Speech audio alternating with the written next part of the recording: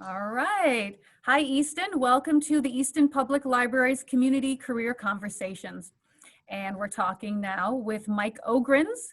Mike is the Senior VP of an innovation team at a major bank. And he does all kinds of other amazing stuff in his spare time, which I don't know how you have any. But you build robots and you restore pinball machines. Oh, I know, it looks fabulous. So welcome, Mike. Thanks very much. Thanks for having me. Welcome to Ogrinz Labs, sequestered in a secret location in a basement in Easton somewhere. Ooh, it sounds secretive. This sounds great. This is how I'm surviving lockdown.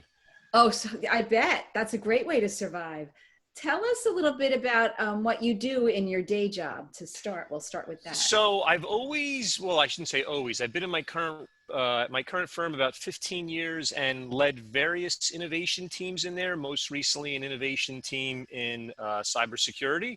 But in general, I think my work attitude and that I kind of push to the team is see a problem, fix a problem. So not just necessarily information security, although there's certainly a lot of opportunities for work to be done there. And I think a lot of times, collaboration tools that help developer productivity. I consider myself a developer, sort of by trade and by preference, and kind of a manager by necessity. Things to basically make things run more smoothly, keep the place safer, those kind of, and just, sometimes just crazy ideas. Recently, I've been doing a lot of work with researching quantum computing. So that's like something that's a little bit more out there. Wow, that's really interesting. How long have you been doing this job? Again, I think I've been in the current role for about 5 years, but I would say like in general, innovation teams, probably about the past 15 years. And before that, I mean, my entire professional life has always been really software development or managing software development teams or innovation or architecture teams. So I have never had kind of any crisis of conscience and wanted to switch roles or a career pivot. I've loved this, this field from an early age and kind of watched it grow up and mature, while I have maybe done a little less growing up and maturing. So what kind of educational requirements does your job have? So my wife teaches at a high school, and so sometimes I go and I do career day there, and I followed sometimes I'll follow like someone who's in the military and talking about military service, or someone who's a doctor and we'll talk about that, that service. And so obviously, if you're in the military, there's training. No one just hands you a $20 million tank and says, here. No one lets you walk into an operating room and, if you're a doctor, and pick up instruments. So the funny kind of thing about my career is really you don't need to have, you can certainly do all the training independently or a lot of it yourself. I went to school. I went to the University of Scranton, did a BS in computer science there. I'm actually the world's oldest grad student right now. Right after this, I have a call with my cohort at Georgia Tech. I'm doing my much delayed master's there, kind of a bucket list item. But anyway, there are online things. There's Khan Academy, there's Udacity, there are tons of books. So it certainly, I think that there are fundamental things that if you are, sort of self-educating, it's possible to shape a curriculum for yourself that maybe actually isn't the best that you would get from a more formal education. And certainly I went to a Jesuit school, so I think that there's a lot of other, benefits to that. But it is possible to be very successful, and I work with many people who are basically self-taught, self-educated. But there are fundamental things like data structures, algorithms, databases, things like this. There are things that I think that are harder to learn independently, but it is possible. You don't have to have a formal computer science degree to be good at it, basically. Right. It sounds like a very creative job. Yeah, it is creative, right? Well, yeah. So the two aspects I would say, maybe you think about are creative and thankless are probably like the two things, because it's creative. What I like about it is, for better or worse, it changes all the time, right? It's every couple. There's obviously technology is always changing. The tools, the languages, etc. These are all things that are evolving, and so in certain trades or occupations, again.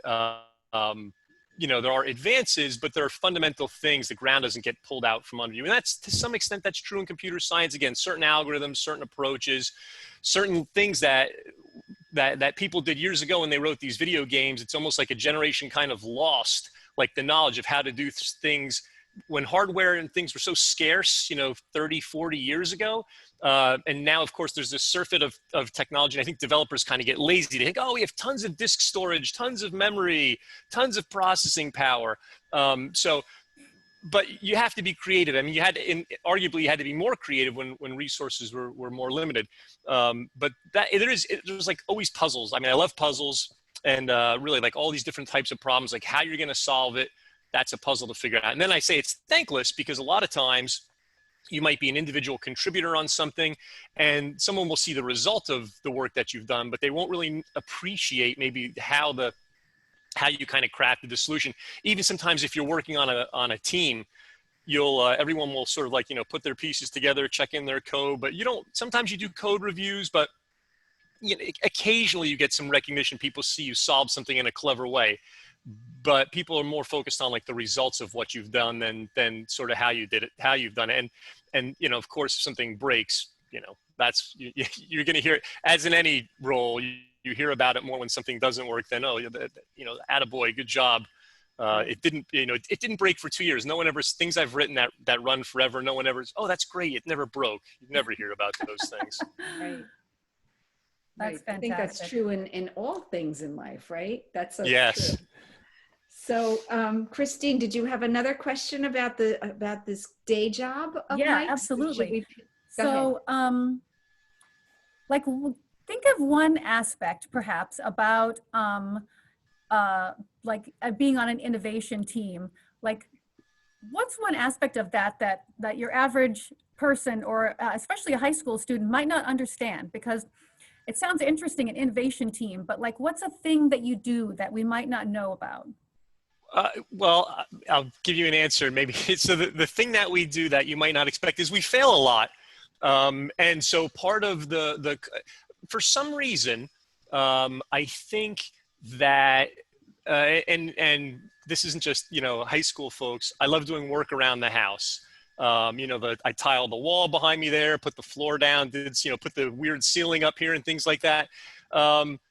And I love doing these things. And I learned from my dad, who did a lot of work on our house. There's not a lot that you can do that if you make a mistake, you can't fix it, right? If you put a hole in the drywall, you can patch it. If I mess something up with this, you could figure it out.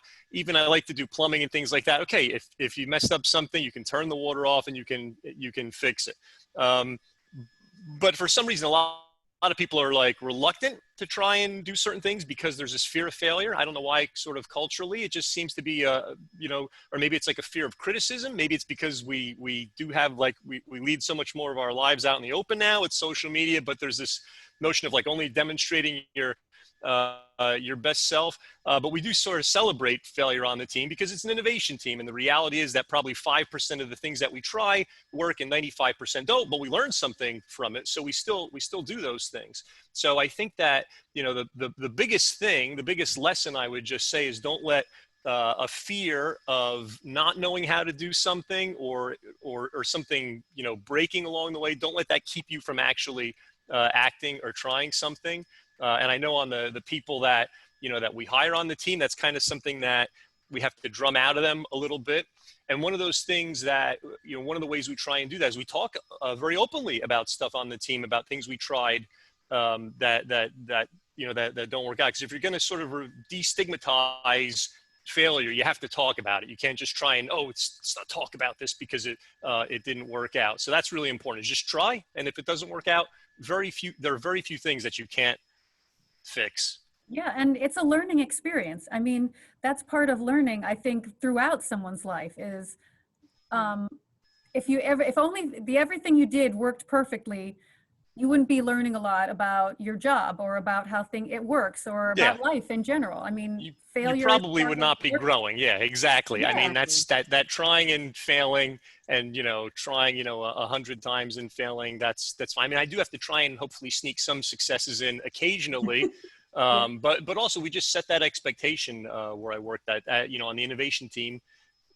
you know, you're venturing out into new territory and things aren't always going to work out, or you don't even know what you're going to find, but you'll learn something.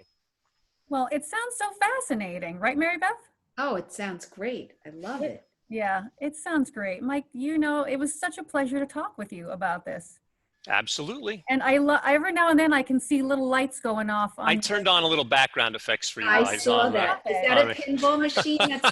Is that a There's a pinball few. machine? I turned on one there, and then and just a kind of a quick tour of the stuff behind me here. Like, Yeah. so the Robbie the robot, that's a suit that I'm building for. This is what it looks like when it's done. It's going to be a suit that maybe you'll see me trick or treating around Easton in that when I eventually finish it. But that's kind of my COVID sanity project in the background. And I actually started, just really quickly, I started collecting these machines when I was in college.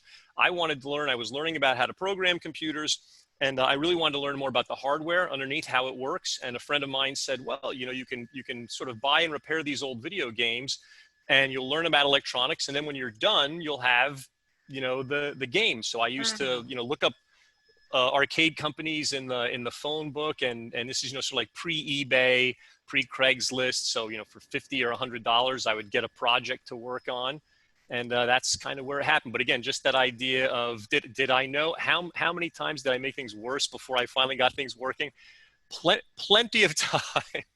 Oh, that is so Plenty of great. Though. I times. love that idea of like learning how something is built by taking it apart and making it work again. That's fantastic. Hopefully.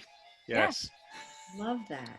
Wow, Mike, thank you so much for coming to talk with us. I think this is going to be so great for so many kids to learn about some really amazing aspects of like your career. It's great. Great. Excellent. I'll see you guys at the library. You Yes, will. Thank you. so Have a great much night. for coming. Thanks. Bye.